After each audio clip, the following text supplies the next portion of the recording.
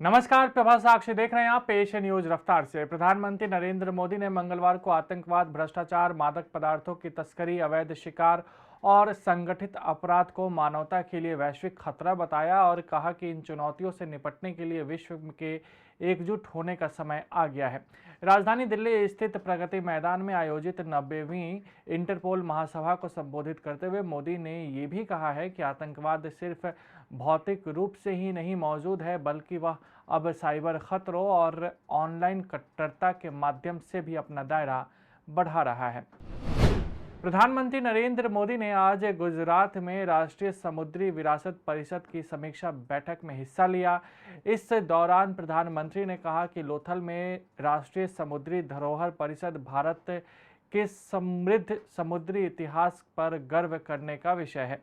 इसके साथ ही उन्होंने कहा कि हमारे दक्षिण में चोल साम्राज्य, चेर राजवंश, पांड्य राजवंश भी हुए, जिन्होंने समुद्री संसाधनों की शक्ति को समझा और उसे अभूतपूर्व ऊंचाई दी।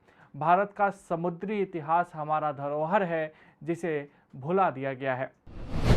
उत्तराखंड के केदारनाथ में मंगलवार को एक निजी कंपनी का हेलीकॉप्टर दुर्घटनाग्रस्त हो गया, जिससे कि उसमें सवार 6 श्रद्धालुओं सहित 7 लोगों की मृत्यु हो गई। अधिकारियों ने ये जानकारी दी है। घटना मजिस्ट्रेट जांच के आदेश दे दिए गए हैं। प्रदेश के पुलिस महानिदेशक अशोक कुमार ने बताया कि करीब 11:15 बजे हुई दुर्घटना में मरने वालों में पायलट भी शामिल है। गांधीनगर में मंथन समारोह में रक्षा मंत्री राजनाथ सिंह शामिल हुए। इस दौरान उन्होंने कहा कि गुजरात से लेकर असम और कश्मीर से लेकर कन्याकुमारी तक हमारे देश में प्रतिभा की कोई कमी नहीं है। इसके साथ ही रक्षा मंत्री ने कहा कि उन्हें पहचानने, परिष्कृत करने और राष्ट्र की प्रगति से जोड़ने की जरूरत है। उन्होंने कहा कि हम सभी अवगत हैं, भारत आज दुनिया का सबसे युवा देश है। भारत के खिलाफ आतंकी गतिविधियों में पाकिस्तान लगातार शामिल होता रहता है। एक बार फिर से पाकिस्तान का आतंक प्रेम बेनकाब हुआ है। दिल्ली में इंटरपोल सम्मेलन में भाग ले रहे पाकिस्तान के संघीय जांच एजेंसी के महानिदेशक मोहनीश भट्ट ने यह पूछे जाने पर कि क्या वे अंडरवर्ल्ड डॉन दाऊद इब्राहिम और लश्कर ए तैयबा के प्रमुख हाफिज सईद को भारत को सौंप देंगे, जवाब देने से इनकार कर दिया। दिल्ली के मुख्यमंत्री अरविंद केजरीवाल ने मंगलवार को कहा कि राष्ट्रीय राजधानी को अगले 2 महीने में 100 इलेक्ट्रिक वाहन चार्जिंग स्टेशन मिलेंगे। केजरीवाल ने मंगलवार को ऐसे 11 चार्जिंग स्टेशन का उद्घाटन किया और कहा कि इन चार्जिंग स्टेशनों पर बैटरी बदलने की सुविधा भी उपलब्ध होगी। ब्रिटेन की प्रधानमंत्री लीज ट्रस की मुश्किलें कम होने का नाम नहीं ले रही है। लगभग 1 महीने पहले ही सत्ता में आने वाली लीज ट्रस पर अब प्रधानमंत्री पद से इस्तीफे का दबाव बढ़ता जा रहा है। बढ़ती महंगाई और फेल नीतियों की वजह से बोरिस जॉनसन की भी प्रधानमंत्री पद से छुट्टी हुई थी।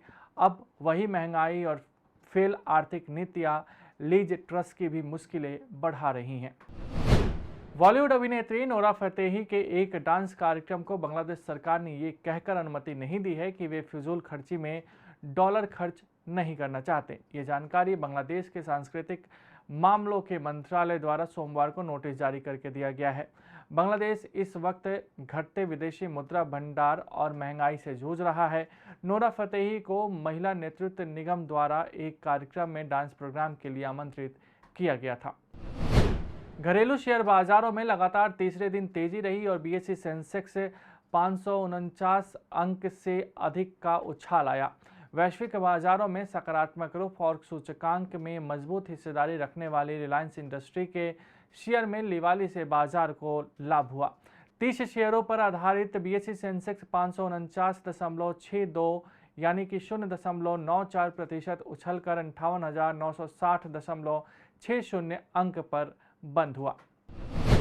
भारत की विश्व कप 1983 विजेता टीम के सदस्य रहे रोजर बिन्नी को मंगलवार को भारतीय क्रिकेट कंट्रोल बोर्ड का 36वां अध्यक्ष नियुक्त कर लिया गया। वह पूर्व भारतीय कप्तान सौरव गांगुली की जगह लेंगे। सौरव गांगुली दुनिया के सबसे अमीर क्रिकेट बोर्ड का संचालन कर रहे थे। बिन्नी को बीसीसीआई की वार्षिक आम बैठक में निर्विरोध चुना गया। जय शाह को लगातार दूसरे कार्यकाल के लिए भी पुनः सचिव के रूप में चुना गया है। अगर आप भी लेना चाहते हैं देश दुनिया की तमाम जानकारी तो आज ही सब्सक्राइब करें हमारे चैनल को। साथ ही नीचे दिए बेल आइकन को जरूर दबाएं ताकि हर अपडेट आप तक पहुंच सके।